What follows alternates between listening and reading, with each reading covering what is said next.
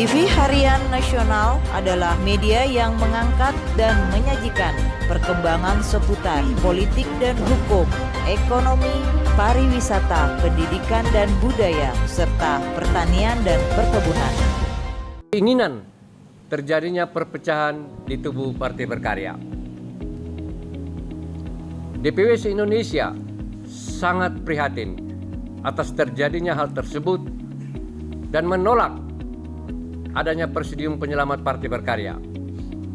Untuk itu, kami menghimbau kepada rekan-rekan pengurus Partai Berkarya di semua tingkatan agar tidak melanjutkan rencana-rencana atau ajakan yang dapat merugikan Partai Berkarya. Selanjutnya, Dewan Pimpinan Wilayah DPW dan Dewan Pimpinan Daerah DPD tidak pernah mengatasnamakan Partai Berkarya seperti apa yang disampaikan oleh Presidium Penyelamat Partai Berkarya, pengurus DPW dan DPD se-Indonesia. Dan tidak pernah pula ada konflik internal dengan DPP sehingga muncul Forum Penyelamat Partai Berkarya yang menurut kami itu ilegal. Demikian pula Dewan Pimpinan Pusat DPP dan Dewan Pimpinan Wilayah DPW serta Dewan Pimpinan Daerah DPD Partai Berkarya tetap mendukung penuh hasil Rapimnas 3 Solo dengan masa periode 2017-2022. Terima kasih. Yang disampaikan oleh Partai Berkarya dengan tujuan mengkolaborasi semua unsur yang terkait dalam mata rantai tidak baik dengan tujuan yang kita maksud. Demikian kami persilakan kepada Dewan Pers untuk apa yang perlu dipertanyakan. Bagaimana tanggapan dari DPW mengenai kericuhan sebetulnya di Partai Berkarya ini? Tapi pada dasarnya kami dari DPW ini sebetulnya menghimbau agar partai ini membuat stabilitas yang baiklah untuk kedepannya. Memang ada sanksi-sanksi yang akan diberikan, tapi itu bukan koridor DPW. Cuman DPW adalah kami cuman mengaspirasikan bahwa partai ini ke depan maunya seperti apa.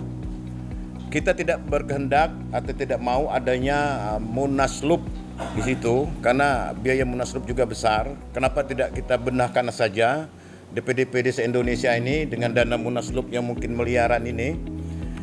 Jadi jangan kita di internal pun kami berharap dari pihak sebelah yang akan mengadakan munaslup ini agar kita lebih bersama-sama dengan DPW-DPW ini ngambil jalan tengahnya untuk bersama-sama membangun Partai Berkarya ini ke depan lebih baik. Kami rilis di sini, jumpa press rilis di sini, memang telah menghimbau dengan statement kami, dengan sanksi-sanksi yang keras sebetulnya, dan ini juga ada pesan juga dari Pak Ketum harus dibicarakan seperti itu. Kami sudah rapat dengan Pak Ketum juga, bukan kami sekonyong-konyong mau press release ini. Ini juga sudah direstui oleh Pak Ketua Umum kita, Pak Tomo Mandala Putra, bahwa memberikan statement ini DPW untuk menyikapi hal-hal yang ada di tubuh Partai Berkarya ini. Jadi bagi rekan-rekan mungkin ada yang sudah mengikuti rilis yang di sebelah, mungkin akan bertanya apakah ini ada kubu-kubuan. Sebetulnya tidak ada kubu-kubuan. Cuman pemahaman dan persepsi masing-masing untuk Partai Berkarya ini ke depannya lebih baik. Terima kasih. Wassalamualaikum warahmatullahi wabarakatuh. Dewan Pimpinan Wilayah memang sangat kaget dengan adanya kata-kata presidium yang tidak ada di dalam ADRT kita, dan kita merasa ini sangat merugikan bagi Partai Berkarya sendiri. Karena Dewan Pimpinan Wilayah se-Indonesia, DPD se-Indonesia, dengan DPP yang Rapimnas kedua, itu dipimpin oleh Bu Neneng dan Pak Badar, itu kami sama-sama membangun partai ini dengan modal sama-sama. Jadi sama-sama membangun partai ini, tegaskan. Jadi kalau dikatakan pendiri, kita pendiri semuanya. Jadi kami merasa keberatan kalau ada sekelompok kader katanya mau membentuk presidium Jadi presidium ini mengarahkan kepada Munas dan Munaslup tanpa ada dialog. Seharusnya kalau ada presidium yang dibentuk oleh siapapun, panggil kita ketua-ketua DPW ini harus mengadakan dialog. Permasalahannya apa terjadi di DPW. Jadi kami bukan mencampuri urusan DPP, tapi dengan ada presidium ini kami sudah mencoba bertemu dengan ketua umum maupun sekjen maupun pengurus DPP yang lain.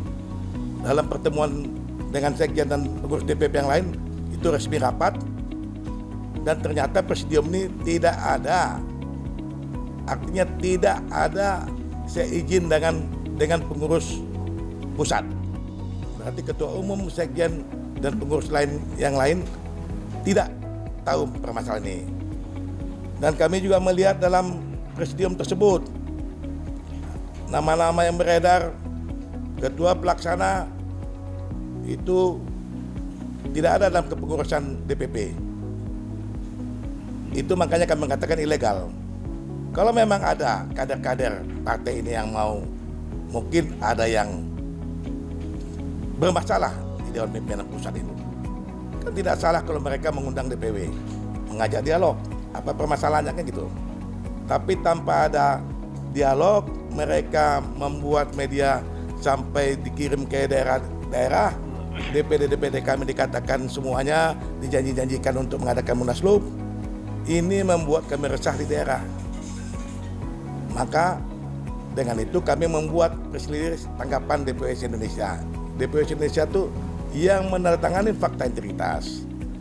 Artinya fakta integritas itu yang mendukung penuh hasil Rapimnas ketiga di Solo untuk masa periode 2017-2022. Jadi ini saya tambahkan, mungkin kalau ada pertanyaan kami akan menjawab. Terima kasih.